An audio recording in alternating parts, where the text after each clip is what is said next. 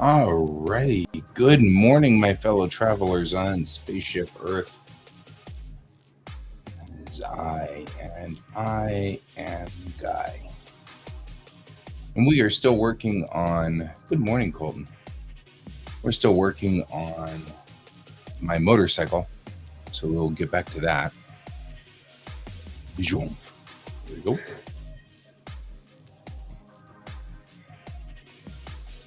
Yeah, I'm starting late today. I've got work today to go to and all kinds of stuff. And got up this morning and just having a hard time getting started. And I don't know, just having a rough day. Not really that rough, but you get the point. So starting late. I'm only going to run for about 40 minutes today. And then I'll head off to work. And got like a haircut appointment this afternoon. So finally going to get rid of kind of the mop going on here. If you want to join, you can join for 40 minutes. You can get yourself 40 minutes of work. 40 minutes of good work. Colton, do you ride a motorcycle? Have you ridden a motorcycle?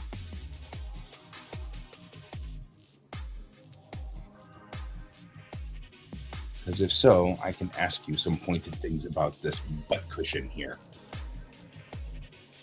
I can ask you about the butt cushion if you come onto my stream. Just saying, I need butt cushion help. You even own one. Okay. I won't make, motorcycle jokes.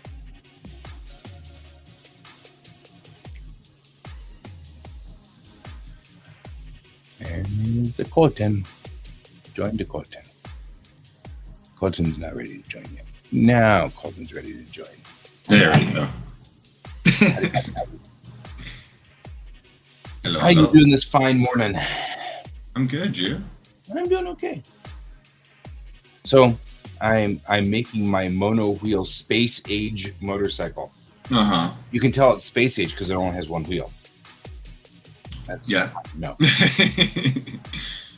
But it's actually I'm kind of, this is the kickstand here, this double piece right here. You put your feet on these kickstands, and both feet, and then as you take off, the kickstand then, not the body doesn't, the kickstand does.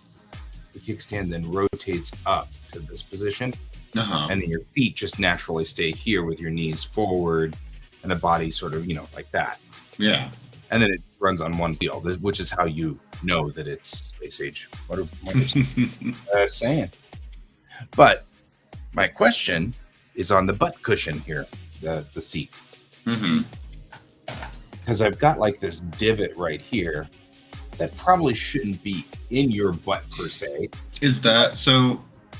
Question I have. So what is all the cushion? Well, so this is a cushion. This is a cushion, and this is a cushion. I haven't colored them anything yet.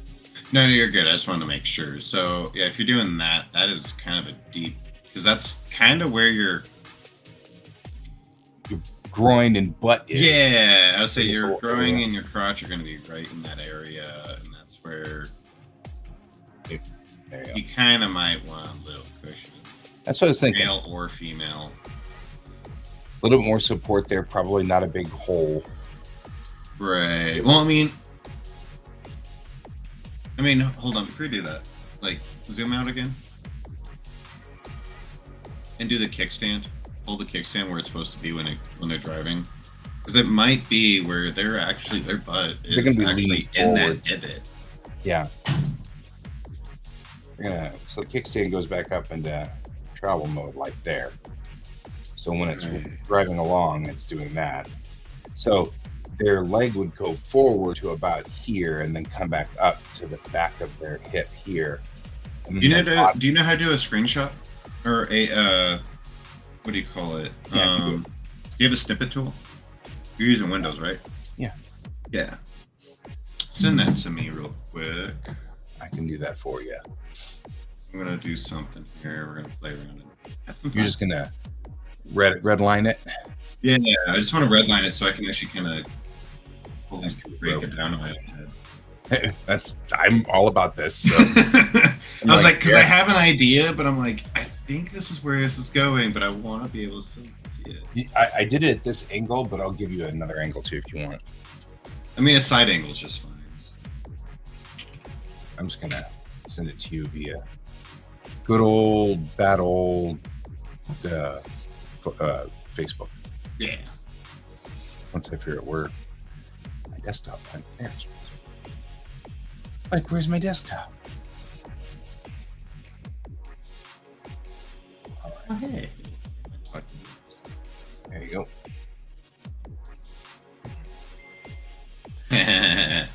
You can draw all over it. It was we're laughing because the last picture that we ever shared with each other was I know. Model. Which I didn't even really give much of a thought to until you started chuckling, and I was like, oh yeah, I guess that's probably true. But we're artists. That's so yeah. I just thought that's funny. That was just the funnier part. Is like, this is the last thing that you and me have ever sent each other was a nude model. She was pretty. Yeah, she was. I mean, I'm sure she still is pretty, but you know. Oh yeah. All right. You're like, now it's time to crawl over this thing. Now let's play. And for everybody else, if there is anybody else, I need to swap. Hey, Ray. Hello. We are working on my space age motorcycle. You can tell it's space age because it only has one wheel and unreasonably balances on it. But Colton, who actually has, like, you know, experience with motorcycles, we have an idea, and I want to see if we have an idea we're working on. Okay, so this is where the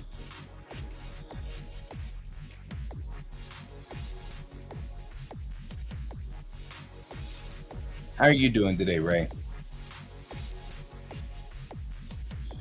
here. Where all the butt and everything's going to be. Yeah. Yeah, right? I can kind of see it. Thinking, I was like, right if I do this right, like, I was hoping that their butt would be, like, right up in here.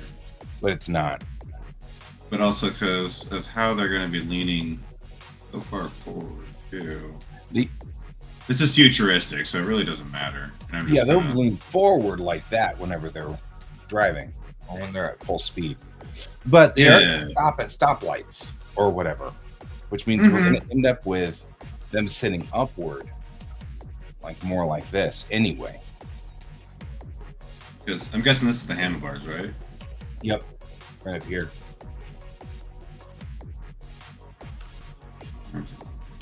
This. I wish I could get a maquette into Blender that I could use. They have them. You just got to know how to use it. I'm sure it's all kinds of fun.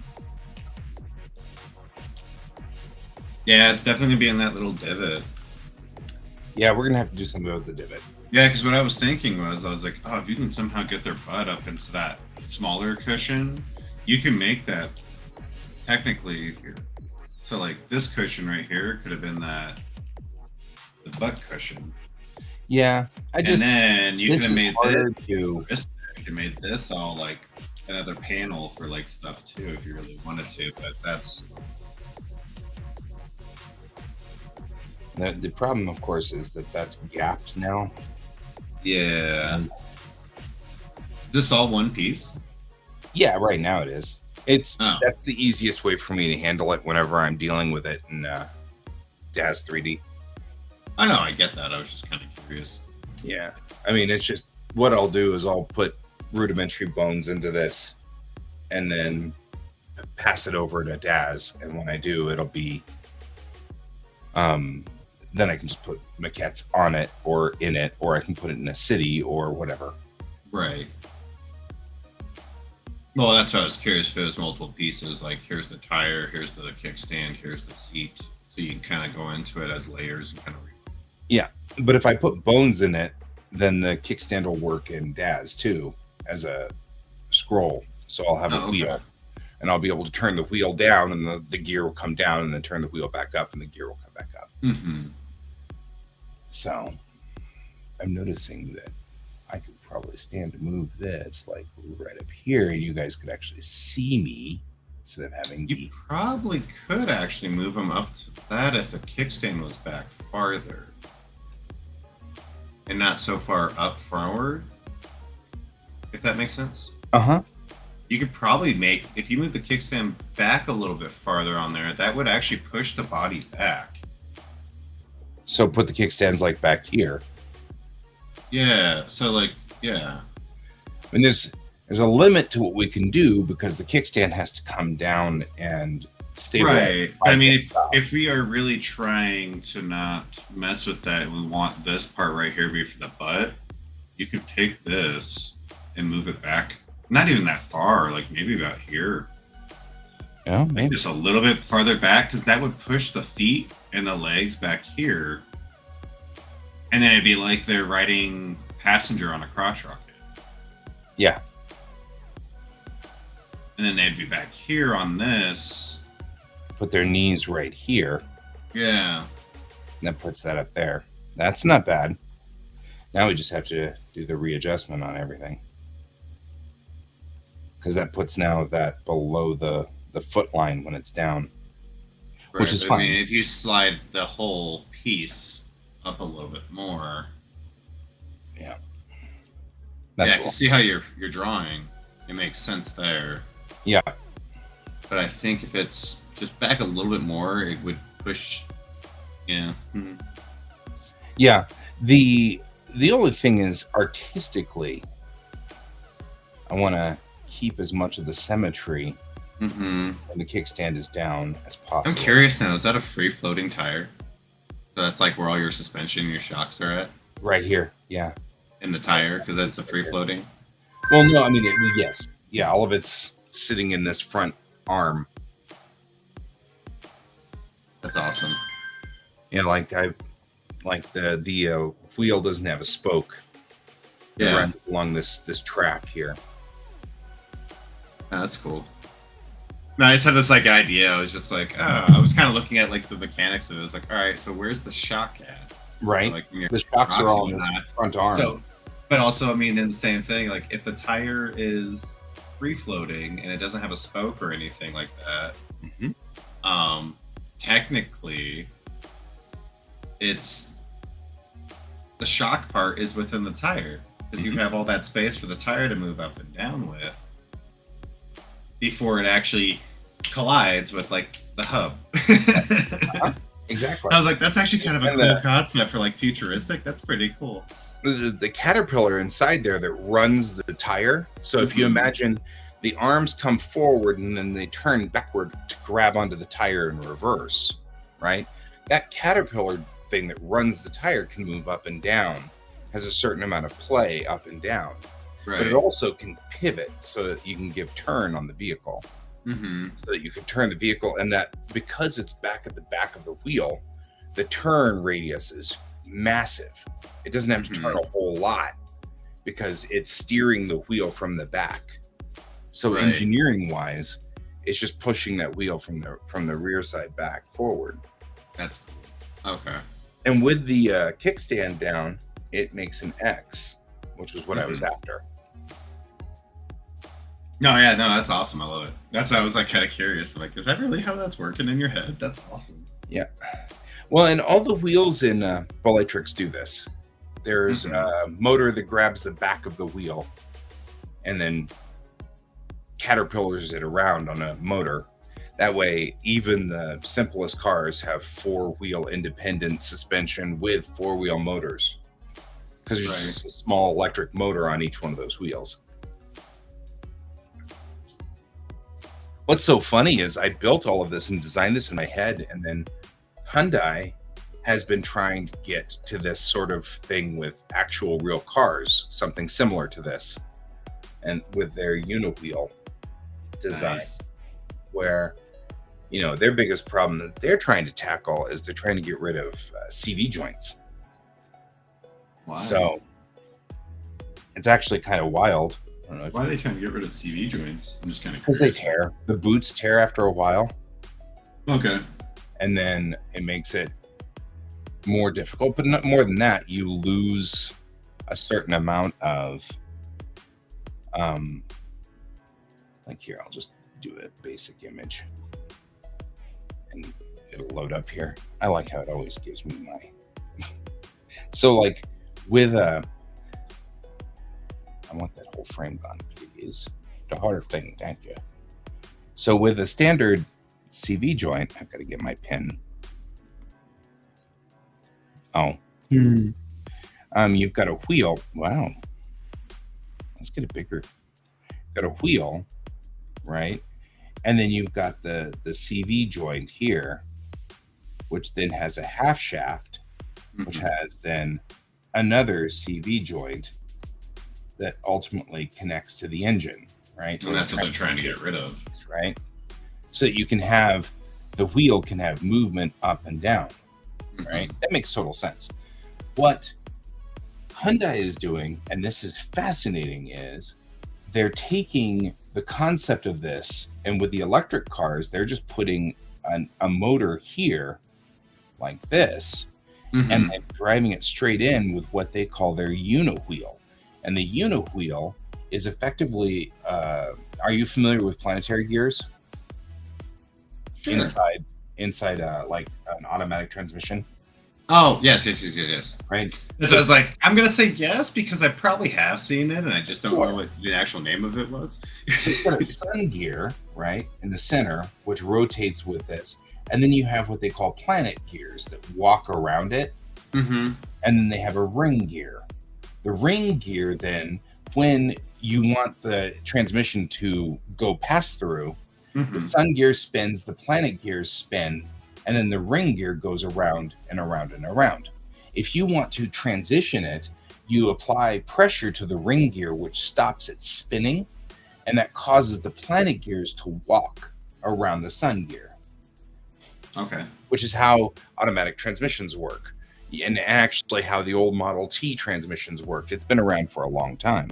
Mm-hmm. Well, Hyundai has this idea that is wild, and I was looking at it and I'm like, this is insanity. So, but it's cool, right? They've got their ring gear, and inside this ring they have their sun gear, and then they have these planetary gears that are on spring-loaded planets like this. So they're spring-loaded with hinges. And these gears then still rattle together so that they still have direct communication to the ring gear. But they can move and collapse, thus allowing the sun gear to move in any position inside the ring gear's space. So it still works. The planetary gear still operates. But the sun gear now can move up and down or forward and back or move in any direction inside the ring gear's location. So that what they're doing is they're putting the ring gear inside the tire. Okay. And then they're connecting the sun gear to the engine. Mm-hmm. And then now you have direct power inside the engine and suspension in there too, because those planet gears will walk, and when they walk, they still can bend and flex inside there, which is fascinating to me. I'm like, that's actually really freaking clever. I'm like, they've got two of these ring gear or these planet gear sets inside there, which can bend and flex with the vehicle when the vehicle starts to move around, and therefore you can get the ability for the sun gear to be in a different position inside the ring gear. It's still a planetary gear, but it's a planetary gear that's like on steroids, Right. And therefore they can put the motor, especially an electric motor, which is not very big, they can put it directly onto the wheel. And I'm sitting there going, whoa, that could change everything. Because, I mean, in the way that this works, you effectively put, a joint right here on the motor, and you can then pivot the motor forward and backward, thus being able to turn your wheels. And they were constantly under drive, even turned. Right. So you can turn the wheels, and it still means that you'll have the bulk of the motor behind it, but electric motors aren't big. They're like this big. So, like, you could literally put the electric motor inside the casing of the wheel, have the wheel, like, have a hubcap on the outside that, sticks out just a small amount or whatever. And then that way you can run that ring gear on the inside, put the motor in the middle of the wheel, and then on the outside tail of the motor right here, put the steering suspension. So essentially you'd have, like, here's our tire, right? And then we put the ring gear here so that it's on the outside of the ring. Then you put the motor like this, and then you put your steering apparatus here. Your motor and everything like that's there. The only thing that flexes in any way is going to be these wires that connect, of course, power to it.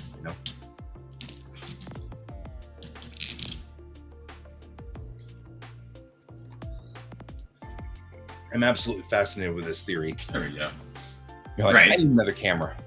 No, I was like, oh yeah, I haven't actually really. This is like we were kind of messing with it yesterday. My phone do that; it never works. Well, it's those updates. Every time they do an update, it usually takes like 2-3 days before those updates kick. You know. Right. And that's the hardest part. Is those updates really will,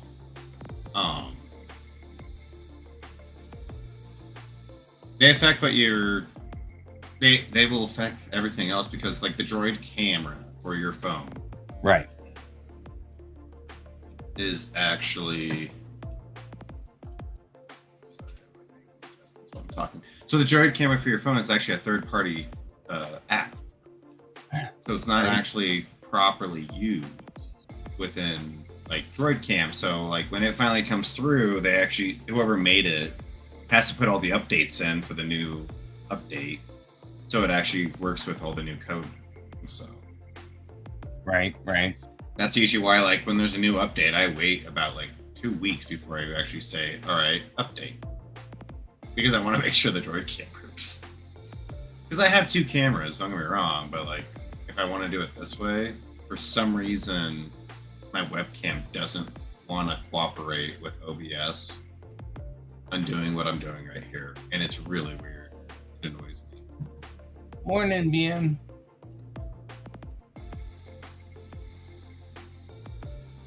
I am talking about ridiculously awesome designs for. Yeah, we're talking about like for electric cars. We're literally just talking bizarre little new planetary gear. And I am doing just concepts, dynamic design. Not really stupid. I think really the only problem I'd have here, of course, is how do you get suspension inside there? Oh, hey, Coop.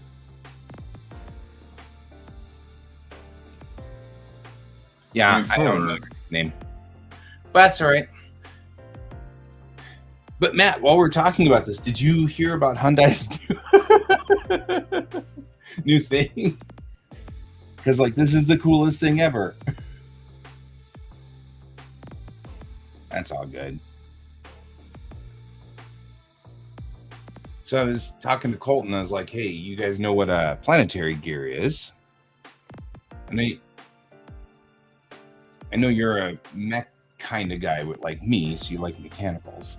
Mm-hmm. But a planetary gear, of course. I'll be right back. I'm gonna make coffee. I gotta go. You do that, man. The planetary gear is that gear that's inside automatic transmissions, right? So you have a sun gear, you have the ring gear on the outside, and then you have what we call planet gears, right? And the power is connected to the sun gear, and then your response is connected to the ring gears. So the other side of the transmission is then connected to the ring gears, or I'm sorry, to the planetary gears. And when you apply pressure to the ring gear, which usually the sun gear turns, the planetary gears turn the other direction, which then drives the ring gear to spin the other direction, right? Thus, this shaft is stopped. But when you apply pressure to the ring gear, then that slows the ring gear down, which causes the planetary gears to stop, to slow down, which causes then them to start walking around the sun gear. Right, and that's how you get a gear transitional clutch sort of situation going on, right? Which is exactly how we used to do the Model Ts and stuff like that. So, Hyundai has done this really interesting thing, right? Okay. They've taken out these planetary gears and put in a set of 3. So you've got 1, 2, and 3 like this, and they're on a hinged connector. So they're still turning with everything, but you can now move the sun gear any direction around these 3 because they will take movement in either direction. So the sun gear now can move inside the ring gear, the sun gear can now move up and down. Thus, if you've got this connected to a wheel, it can then bounce up and down on suspension like a car without the drive shaft having to be put through a series of CV joints, right? That's how we normally do it right now with 2 CV joints and a half shaft, right? So this does it without CV joints. You just draw your direct transmission into the center, and then the planet gears then will bounce in or out to give the ability for the sun gear to move, have freedom to move. This is really interesting to me because now the ring gears can now be connected, or the planetary gears. I'm sorry, I don't know why I keep saying the ring gears. The planetary gears can still go around this inner core and have the sun gear bounce up and down, which gives us an amazing amount of freedom in there, you know? And you connect then the planetary shaft, you put it here and here instead of on these walking gears, and poof, you've got suspension inside your planetary gear. And I was like, this is freaking amazing, right? Because then what you do is you take this bizarre Hyundai, what they call the Uniwheel, right? And you connect that with that sun gear and that sun gear, or the planetary gears here, to the wheel of the car, like this. And then the sun gear can be connected directly to a motor sitting inside the wheel. Right, here's the tire. It's a cross section of the tire. Give it love. So then you put the motor in here, and then all you need to do at this point in time is put some kind of suspension piece right there to keep the wheel from moving, and then you put the steering mechanism connected directly to the motor, and then just literally pivot the motor. So you put one motor on each wheel and you pivot them, and you pivot the motor, and that gives your the wheel steering. Fewer pieces, takes a whole lot less work, and anything that happens to that drive wheel, you know, you just take the linkages off of the steering and pull the entire mechanism out, unplug your motor, go sit it on a workbench, fix your motor or whatever, and fix the wheel and fix the tire and whatever you need to do, and then just put it all back on there and then bolt it back in and plug it back in. It's just amazing to me. I'm like, this is freaking cool. I will take this credit for this for this rant. Thank you for our TED Talk. It's all, I love it. It's all your fault, man. I know. I was working on my motorcycle. Perfect. So I do think we should probably just connect these two in and make it one unit. Yeah, I think you should, just in It's not gonna case. 'Cause look it also too gives good, the rider, too, if you really want to think of comfortability, they have the opportunity to maneuver closer up and farther back. Yeah. I mean, especially if you do have someone else riding it that is smaller, they would be technically up further towards the. So that does make sense too. You'd have to have a very large wheelbase answering. Because I'd say the way you do have it built, though, which is really kind of cool, is you do have all that back piece right there. Mm-hmm. So if you do go at high speeds, kind of like with sports bikes, you kind of get thrown into that divot where your butt's getting hooked in there. Mm-hmm. Yeah, so it kind of catches you from sliding Yeah, off. it catches you, so you're not sliding off and the bike's going forward and you're going backwards. Right. So that's actually kind of cool. I did see how you built that. I was like, that's actually pretty smart. You thought of that. Good job. Yep. So like more like this, so it gets caught before. Yeah. But gets caught before you slide off the back of the thing. Yeah, so you lose your passenger. That's how you lose your girlfriend off the back. Poof. Man. Exactly. Little did we know. I'm just gonna Go ahead and line these up. So, answer your question, yeah, Matt. What would happen is, I think you'd need to have a larger wheelbase for a vehicle that can handle that. So, if you're going off-roading, because all you need to do is just make the sun gear and then planet gear, planet gear, planet gear. So you've got, this much play on that sun gear, so that sun gear can go up and down on that, high off-road stuff. Because it really wouldn't. The tire would go up and down and up and down, of course, but just bigger wheels. All right, there we go.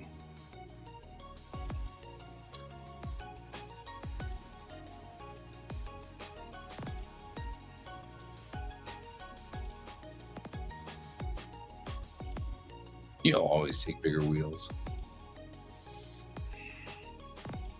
All right. Got about 9 minutes left for our show. Thank you for joining me, though, today, Colton. Yeah, you're welcome. Yeah, I was sitting here working on this, and I was like, I'm just kind of like flipping through Twitch going, who can I watch and whatnot? I was like, it's past 10 o'clock. Where's Guy at? Right? I was like, I'm surprised. No, maybe he had an early morning and just had to go. And I was like, all right, I understand. And the next thing you notice, I saw literally my phone just ding, ding, ding, ding. I was like, what's going on? I was like, oh, Guy's logging on. I was like, wow, he's starting off late tonight. Yeah, I was. Well, so my best bud has moved in as well.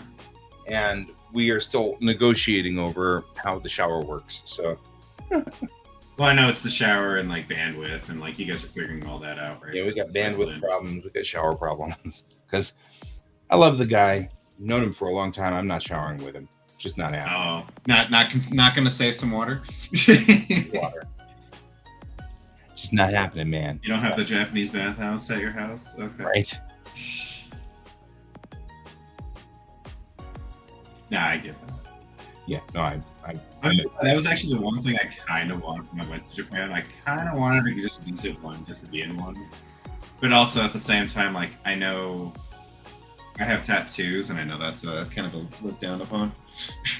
Yeah, it freaks them out. Although it doesn't freak them out as much as Japanese people with tattoos. So it is markedly worse.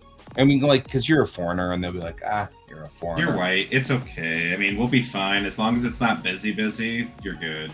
No, and I get that. But at the same time, like, I just know, like, I did all my research, and I was like, I don't want to cause drama. Yeah, it is more of a problem if you're Asian American. Yeah. Because if you look Japanese, then they start to really get worried that you are Yakuza. Yeah. You're a gang member. Yeah, I get it. I totally understand it. That's why I did all my research before I left and whatnot. And that's why I was like, I'm kind of curious now. But it was just like, I kind of never been in, like, I've been in like a locker room, Yeah. But never been in like a, I've never been into a, I've always was kind of curious what a bathhouse was like there and all that stuff. Like, you see videos, but you never actually, like, always experiencing things. We watch anime, yeah. Well, I mean, anime, or, like, there's the stupid videos, like, people doing stupid things, Like, there was a video I remember watching of, like, these kids, they're, like, all high schoolers, and they're trying to see if they can slide from one side of the tub all the way across to the other side. That sounds like high schoolers to me.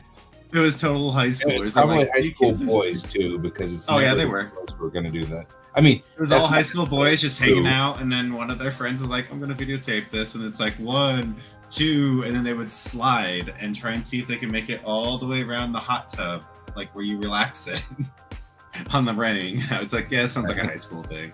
Yeah, Coop. Nobody would mistake you for Yakuza. I am pretty sure they'd be fine. Angry Norse Dwarf, maybe. Yeah, they might mistaken you for, if you're saying Angry Norse Dwarf. Yeah. They might mistaken you for the guy from Baby Metal. Not Baby Metal. What's that group? I know which one you're talking about. The one that's like all 3 girls and one. It's two girls and the one guy that's always like, wearing maid outfits. Yeah, they're maid outfits. He always has like the Norse beard. Yeah. I know which group you're talking about. No, it's not Bandmade. Not Bandmade. This is a Not Baby Metal. group. It was. Like when they first came out, I was like, "This is actually pretty funny. I love it." It was really lovely. It was very interesting and bizarre, and I liked it. Was very bizarre, it's why I was like, "This fits for Japan." Yeah. Now you have to go find it.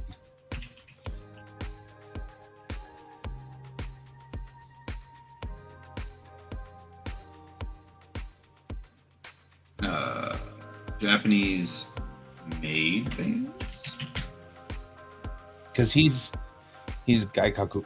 He's definitely Gaikokujin. He's definitely a foreigner. Oh yeah, no, I think actually he literally, they had an interview with him. He's like, no, I think he was like visiting, and they're like, hey, you can Lady sing. Baby. That's it. What was it? Oh, Lady Baby, yeah. I have to go to work in a few minutes, and now I know what I will be listening to on my way up the mountain. Or up You're gonna listen to Lady Baby the whole way?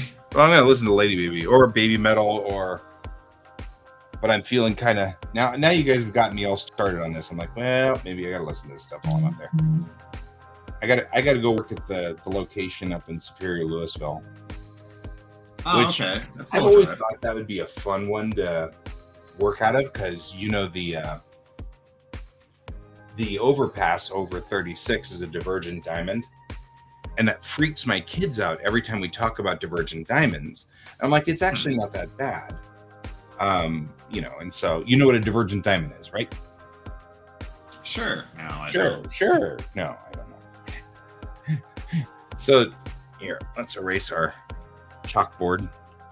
For those of you who do not know, a divergent diamond is an overpass over a highway which has a cross point in the middle of both sides.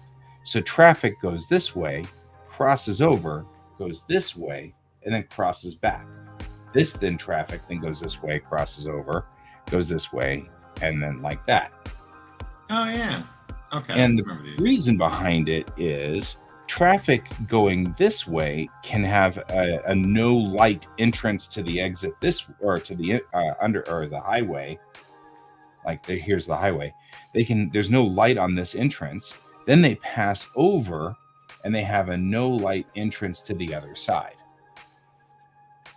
So there's no light stopping them here. And the only street lights, or the only signals, are these two, which are normal A-B signals. So it's this, then this, then this, then this, then this, with no left turn arrows to confuse everything. So these divergent diamonds are very useful because you can get onto the freeway both directions without having to worry about a light. And the only signals that are on there are AV. So there's no left turn arrows. But the fact that you're driving on the wrong side of the road freaks out my kids all the time. And I'm like, trust me, you do not accidentally drive into oncoming traffic. It is actually really freaking hard to do. Not intentionally, at least. Right? Moreover, these AB signals don't have a right turn at any point in time, so you cannot make a right turn on red or anything like that, which would cause traffic. They're just AB signals, which really, really is cool. But there's one of these right outside the Superior Louisville office, crossing over 36. Mm-hmm. And my kids are always like, oh, that's so confusing. And I'm like, just drive over one. It won't be hard. You'll understand it once you do it once. Yeah, you'll be just fine. It is not confusing in the least. It actually makes total sense. But yeah, it took a while for me, it took a while before I understood what the heck they were trying to do. And then I actually had to look it up and see what the engineers were coming up with whenever they tried this thing. But I think it's ingenious once you look it up, and it totally makes sense. Mm-hmm. You're allowing all traffic going onto the freeway to not have a stoplight. The thing about this was that Superior Louisville, for the longest time, Do not save because I've got to shut down here in a second. So that exit for the longest time was one of those where you'd go through it and it would take hours to get, well, maybe not, but it'd take like 15 or 20 minutes to make a left turn onto 36 from either direction. Now it just traffic flows normally. So I really rather like that light. It is a cool light. Yeah. And now that I know what it's doing, it's pretty cool too. I'm going to do one last fix here and then I'm going to go because I got to go to work. Yeah, I got work later tonight, so. Yeah, but your work now is better than it was when you were driving, right? Oh, hours-wise, yeah. Well, I mean, yes and no. It's just... We just need an extra person right now to actually get us on a more consistent like work schedule. Right.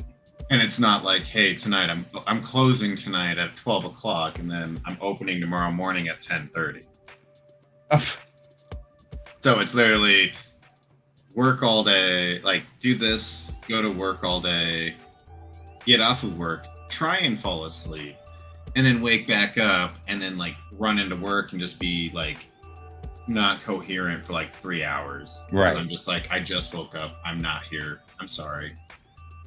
And then the next day after that, I think I go back to a night shift and I'm just like, oh, where like when we had consistent workers and one person liked working night shifts more. And the only reason why, like I told my boss, I was like, the only reason I like working like day shift is because it's consistent. It's just like, I can work a night shift, but like usually it's, you worked a day shift, the next day you're working night. So it's like a nice gap before you work a night, before your last day of the night, like last day of the week. Not this open, close kind of scenario. And I'm just like, that part, that will wear on me real quick. Right. This week, I kind of was like, hey, I got back from vacation. I was expecting anything. It's fine. I'm hoping next week we can change that. I'm like, if you want me night shifts, put me night shifts so I can be on a schedule. Right. So you can be a normal human being. Yeah. And I literally like, because I went from Monday to Tuesday. So Monday I closed. Tuesday I opened. Wednesday I was off. That's not terrible. Now today I close. Tomorrow I open, and then Saturday I close again. So I'm like, boom, boom, boom, boom. I'm just like, my sleep schedule. It's not that my sleep schedule is gonna be all messed up, but like I always wake up at like 8, 9 o'clock. But actually being able to fall asleep and get back to work on time and all this stuff, that's the part that's gonna kill me. Right. And that's the part I don't want. But hey, that's fine. It's 11 o'clock. No, I mean, it makes... I was just thinking that when you were driving all the time, that was, you know... The nice thing about driving, the thing I didn't like about the driving side was that I had no idea when I was off work. Right. It literally, I knew when I walked in the door. I knew what time I started. That was the nice part. But it literally, every day when I walked in, it was like, I don't know if I'm working 12 or 14-hour days today. Right. What am I doing? And that was literally my biggest problem with that. I was like, I don't like this whole, like, not knowing what the heck I'm doing. You know? Yeah. I was like, I don't like coming in and being like, oh, I can get this done in 8 hours. My boss is over here going, well, we just changed everything, so now you're working 12. I'm like, why? I don't need the hours. I don't want the hours. I got stuff I got to do outside of work. And they're like, well, work comes first. I'm like, killing me. Right. Well, and this is something I'm working on right now. I'm like, I just now got all the information for next semester at school. I know, I saw. Congrats. Why, thank you. I'm a senior. I know. Senior, just add water. But I saw that. I was like, dude, that's like the best news. That's amazing. Right? That is so useful. I mean, like, they're just gonna use the stuff that I had at Westwood. That's awesome.